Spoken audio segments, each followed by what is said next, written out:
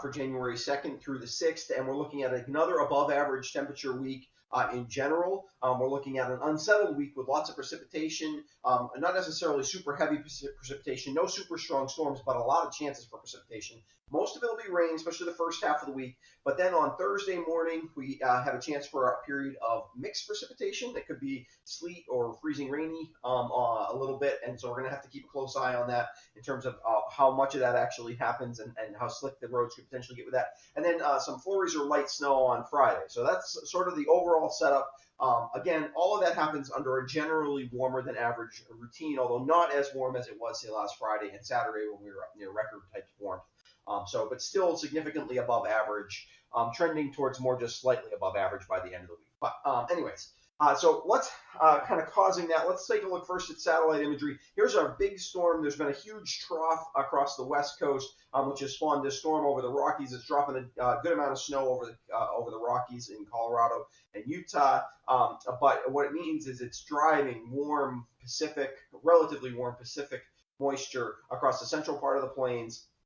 So we'll eventually tap some Gulf moisture as well and kind of head in our direction. This is going to kind of split into several pieces. It's going to send kind of waves of precipitation at us after today. We won't see any precipitation really today. As a matter of fact, today's our only day where we might see a peak or two of sun, but not a lot of sun today either.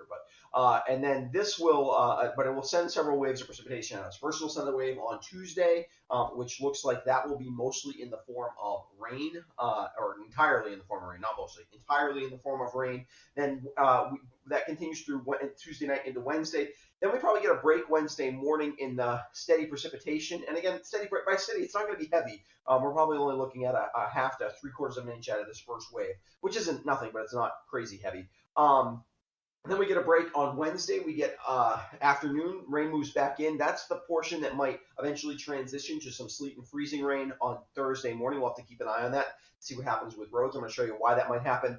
Then we get a little bit of a break, and then we get some leftover upper level energy, which may spawn a little bit of some flurries and some light snow on Friday. But it's all basically this system here. So if we take a look at that system on radar, you can see, yeah, we've got a lot going on here. Decent amount of snow across the northern plains. And you can see also that again, snow way down into certainly the mountains of Arizona and even north New Mexico, as we've had that cooler air and that big trough dive way south across the west coast.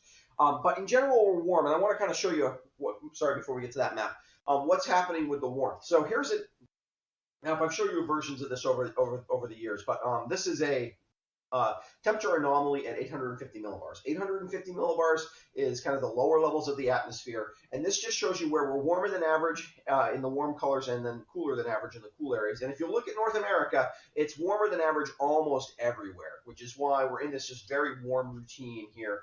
The only colder than average spot, and it's breaking down, is the trough across the west coast, so Southern California into the Four Corners regions is below average temperature-wise, but everything to the east and way up north into Canada, it's above average, even in Alaska, above average temperature-wise in low levels of the atmosphere.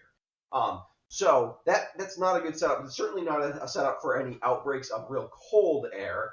It doesn't mean that this is necessarily super warm. We're still in a cold part of the year, so this is not all like 40-degree weather all the way to the Arctic Circle. No, it's well below freezing up in northern Canada, but it's still well above average, and so it's hard to really get those outbreaks of colder air.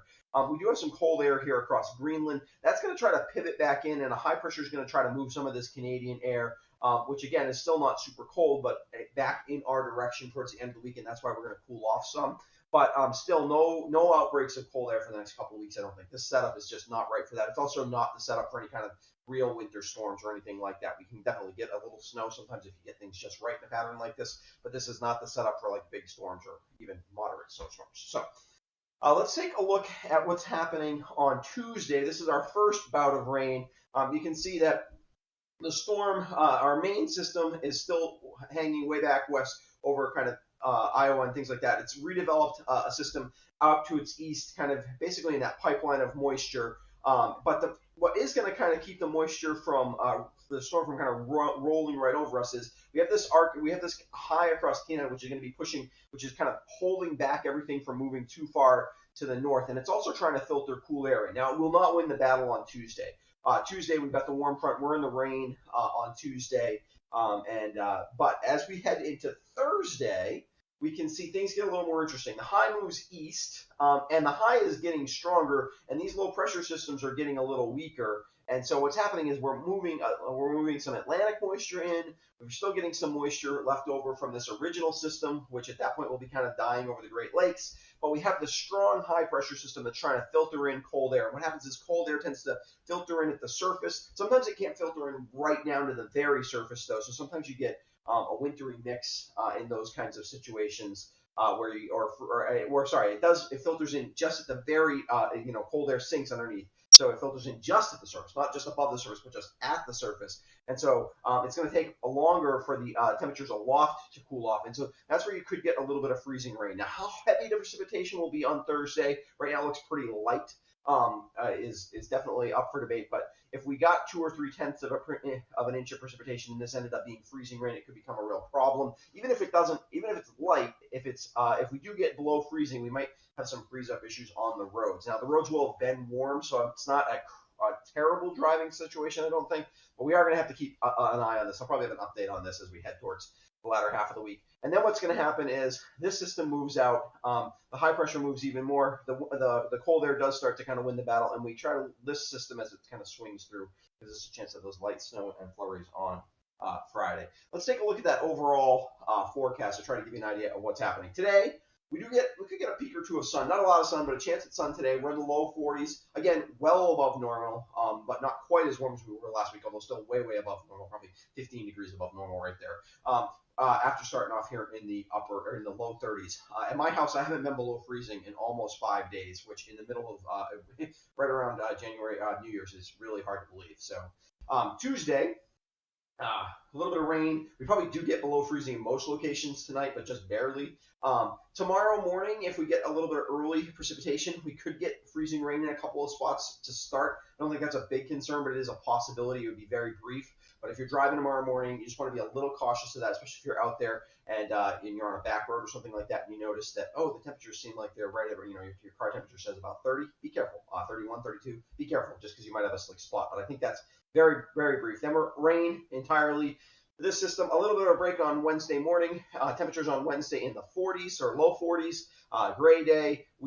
Rain comes back in with another wave of precipitation on Wednesday night, which is all rain until probably sometime early Thursday morning, probably before dawn. We get the chance to start mixing in.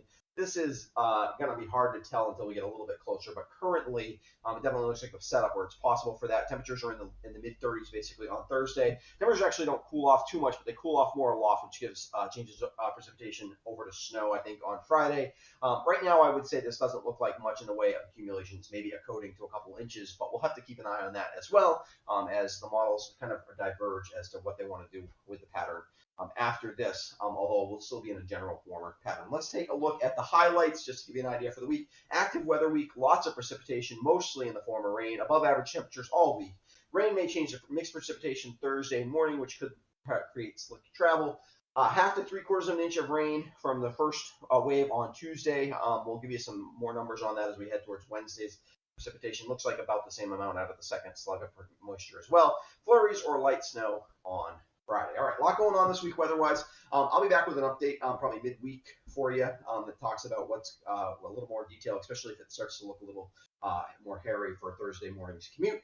Otherwise, try to get out, try to do what you can to avoid to deal with all this gray weather. I want to give a shout out to my patrons who help support what I do here at the West River Weather Guy.